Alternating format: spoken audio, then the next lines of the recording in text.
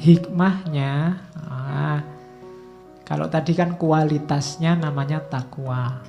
Manifestasinya apa sekarang? Manifestasi itu bukti fisiknya. Yang pertama, puasa yang sukses berarti akhlaknya tambah mulia. Semakin berakhlak. Nanti dilihat ya, kalau habis puasa kok tambah sopan, tambah enak diajak ngobrol, semakin menyenangkan. Nah, itu berarti dia akhlaknya semakin baik. Tapi kok habis puasa tambah ngamukan, tambah bikin sebel, deket aja kita males, ada yang tidak beres. Akhlak mulia, cirinya. Semakin sukses puasa, semakin mulia akhlaknya. Kemudian semakin pemurah dan penyayang.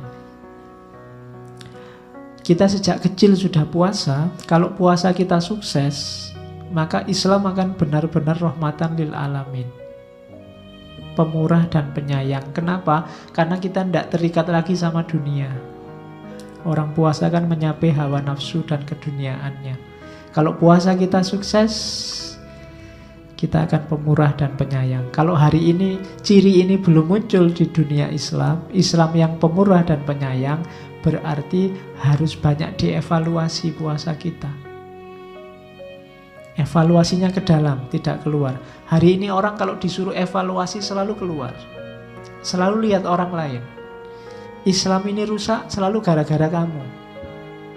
Tidak pernah gara-gara aku, jangan-jangan aku. Kalau ada banyak bencana itu selalu kamu sih, selalu begitu. Kamu sih Islamnya keras, yang sini kamu sih munafik, yang sini kamu sih, selalu orang lain. Tidak pernah, astagfirullah, jangan-jangan aku yang keliru ini. Muhasabah, jarang yang begitu sekarang. Orang jarang yang bertanya, jangan-jangan aku yang keliru. Semuanya selalu bilang, kamulah yang keliru. Itu problem kita hari ini. Berarti apa? Ciri yang tidak pemurah dan tidak penyayang. Puasanya nggak sukses. Orang yang puasanya nggak sukses berarti rahasianya tidak terpegang. Rahasianya apa? Dekat sama Allah. Orang yang tidak pemurah dan penyayang berarti belum dekat sama Allah. Terus yang ketiga, watak dan karakter kepatuhannya. Semakin rajin beribadah, itu ciri hikmah yang lain. Selama ini tidak pernah ke masjid, jadi rajin ke masjid. Apalagi pas ada makan-makannya. Selama ini tidak pernah sholat, rajin sholat. Nah, itu ciri ketiga. Yang keempat,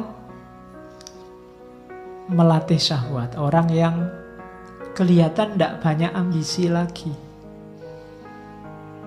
Hidupnya sampai pada batas kesederhanaan. Secukupnya. Makan secukupnya. Minum secukupnya.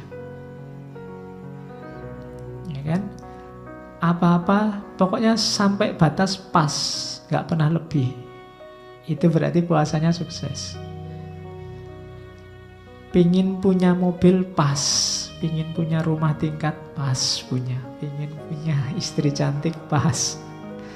Nah ya, maksudnya gak neko-neko, sesuai kadarnya. Kalau makan butuhnya 1 piring, ya cukup 1 piring. Nggak nambah sampai 3 piring mentang-mentang gratis.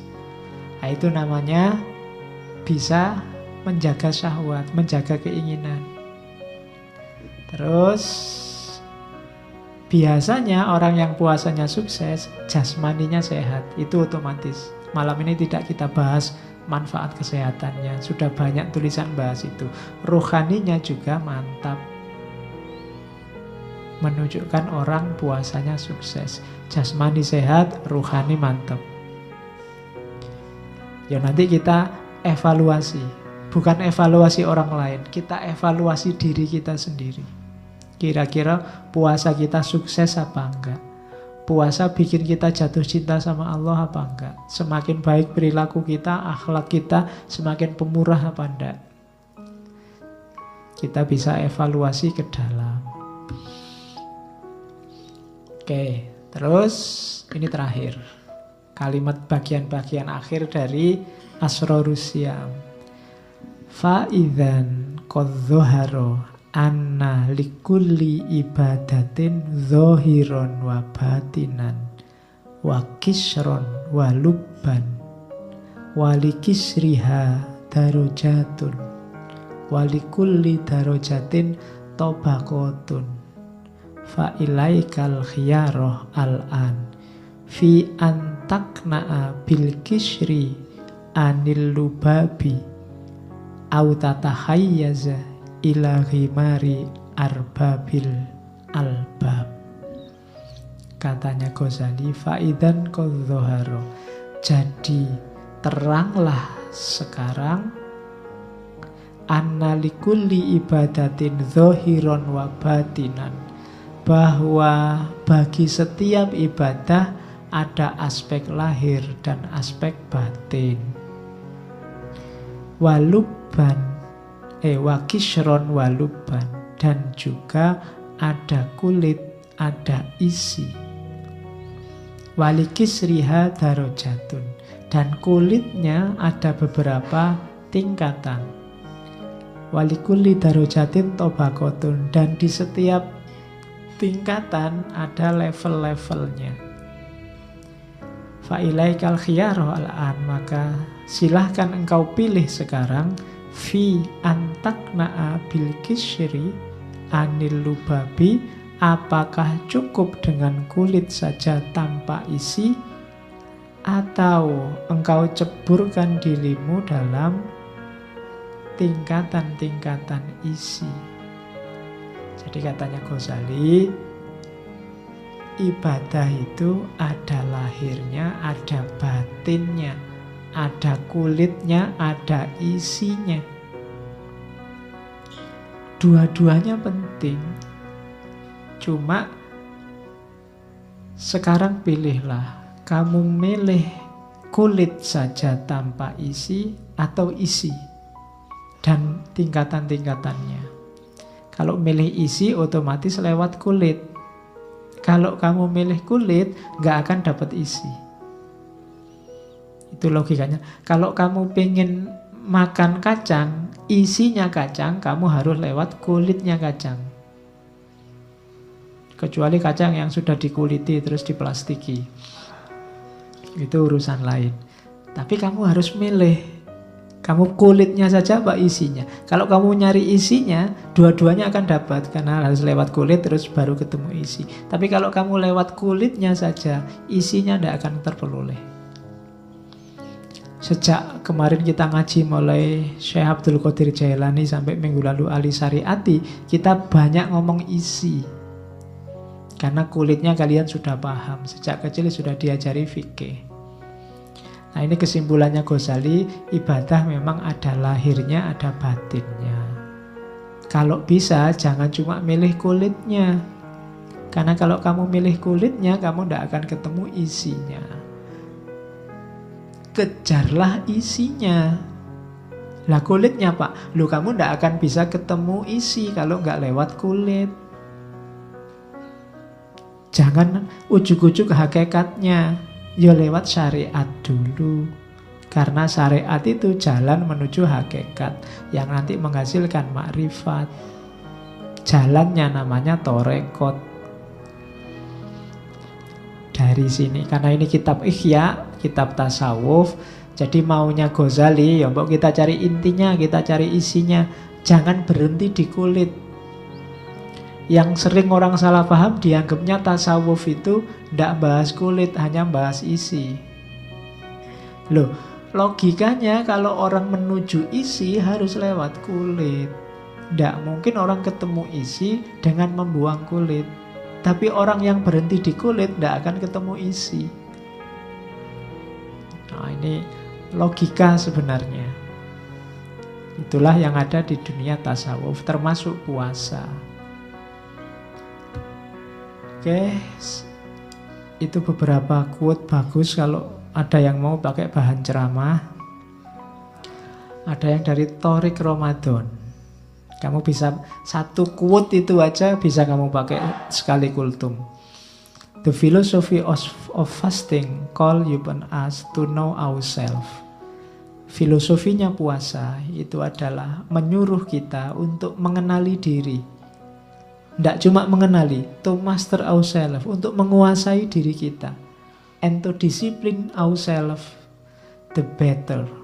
Dan juga untuk mendisiplinkan diri kita lebih baik.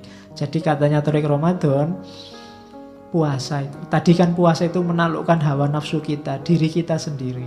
Untuk bisa ditaklukkan kan, jalan pertama apa? Ya harus dipahami, dikenali. Pahami dirimu, kenali dirimu. Kalau sudah kamu kenali, bisa kamu kuasai. Kalau sudah kamu kuasai, bisa kamu disiplinkan. Kalau sudah disiplin, akhirnya apa? To free ourselves. Kita bisa bebas dari ikatan yang tidak perlu.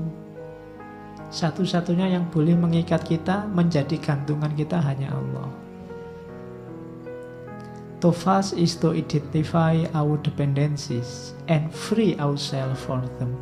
Jadi puasa itu mengidentifikasi, mengenali apa yang membuat kita tergantung, terus kita bebaskan diri dari itu. Itu kalimatnya Torik Ramadan. Intinya sama dengan Ghazali tadi. Jadi bisa kalian pakai ini. Mungkin yang menganggap alah Ghazali terlalu sering dipakai, Pak, yo pakai ini Torik Ramadan. Isinya sama. Biar kamu nggak agak bosen tiap ceramah selalu ya ayyuhalladzina amanu kutiba alaikumusiyam. Ya. Tiap Ramadan itu iya sudah hafal itu. Kita masuk lebih dalam. Kalau ini Rumi, katanya Rumi, fasting is the first principle of medicine. Puasa itu prinsip pertama pengobatan. Fast and see the strength of the spirit reveal itself. Puasalah dan lihatlah kekuatan jiwa akan muncul sendiri. Tidak usah pakai teori macam-macam. Puasalah saja dan lihat hasilnya. Cuma puasa yang benar. Dia akan jadi obat lahir sekaligus obat batin. Di antara filosof muslim klasik yang terkenal menyarankan puasa sebagai metode pengobatan antara lain Ibnu Sina, yang nulis kitab kedokteran pertama dalam sejarah manusia. Terus kalau ini Gandhi yang saya bilang tadi, I believe that there is no prayer without fasting and there is no real fast without prayer. Jadi puasa dan sholat, puasa dan doa itu tidak bisa saling ditinggal. Dua-duanya saling berkait. Makanya di banyak ayat itu puasa dan sholat itu satu paket. Jadi tidak mungkin orang puasa tapi tidak sholat atau sholat tapi tidak puasa. Dua-duanya satu paket. Nanti pembahasannya panjang. Kalau ini filosof Yunani. Jadi jangan salah, biar kamu nggak bosen, bete. Dalilnya filosof puasa. Athenaeus ini filosof Yunani. Athenaeus kelihatan dia aslinya Athena. Nanti dia nulis buku yang jadi ini mungkin pengarang buku resep pertama dalam sejarah manusia. Resep makanan. Cuma dia nulis buku, kalau diterjemahkan bahasa Indonesia judulnya Perjamuan. Cuma jangan dikira resepnya kayak hari ini, isinya tip and trick, tapi filosofinya juga banyak. Fasting cure disease. Puasa itu menyembuhkan penyakit. Dries up bodily humors. Mengeringkan, membersihkan dari kesenangan-kesenangan jasmania. Put demons to flight. Nyingkirkan setan. Orang puasa itu setan gak kerasan. Karena disuruh ini gak mau, disuruh itu gak mau, wong sedang puasa.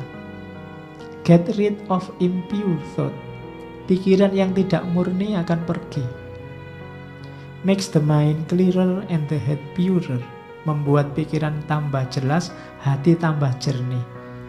The body sanctified, tubuh tersucikan, and rises man to the throne of God. Dan akhirnya manusia menuju singgasana ketuhanan. Itu jalannya puasa. Itu kalau di bahasa Arab kan bisa jadi kayak ayat. Cuma ini pakai bahasa Latin yang diinggriskan. Ini idola kita Plato. Katanya Plato, I fast for greater physical and mental efficiency. Kalau kalian merasa drop mental maupun fisik, puasalah. Itu sarannya Plato. Bagi yang merasa bete, jenuh, sumpek, ndak bisa move on, puasalah. Oh, itu sarannya Plato, poso. Rasakan efektivitasnya untuk hidupmu. Ya paling tidak kamu akan melupakan masalahmu dan mikir bahwa kamu sedang lapar. Paling tidak itu. Tapi ada lebih besar manfaat yang lain. Ya, Plato nggak ngomong panjang-panjang, pokoknya aku puasa untuk greater physical and mental efficiency. Jadi bisa dibayangkan orang kayak Plato juga menuju puasa. Oke, ini terakhir biar ada dalilnya, ini hadis dari Nabi. Nggak tak tulis Inggrisnya, Arabnya aja, bahan kultum lagi. Man lam yada qaulaz zuri wal amala bihi wal jahla falaisa lillahi hajatun ayyada atau amahu wa syarabahu.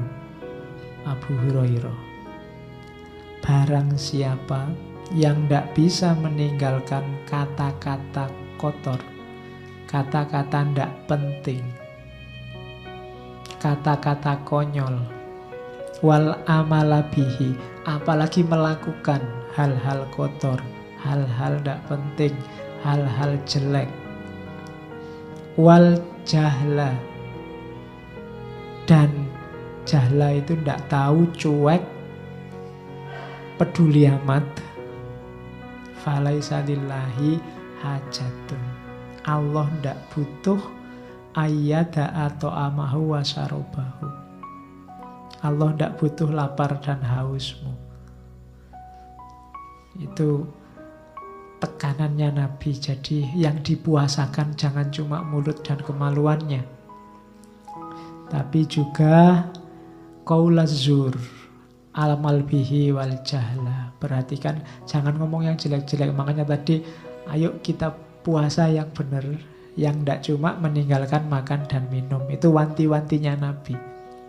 Allah tidak butuh lapar dan haus kita, tapi butuh keseriusan kita berpuasa, mempuasakan nafsu kita, nyawanya di situ.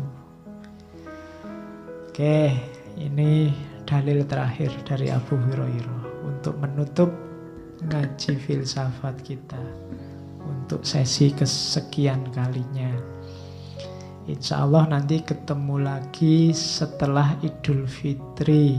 Ditunggu saja pengumumannya dari teman-teman takmir. Kurang lebihnya mohon maaf. Wallahul muwaffiq, wallahu a'lam bissawab. Wassalamualaikum warahmatullahi wabarakatuh.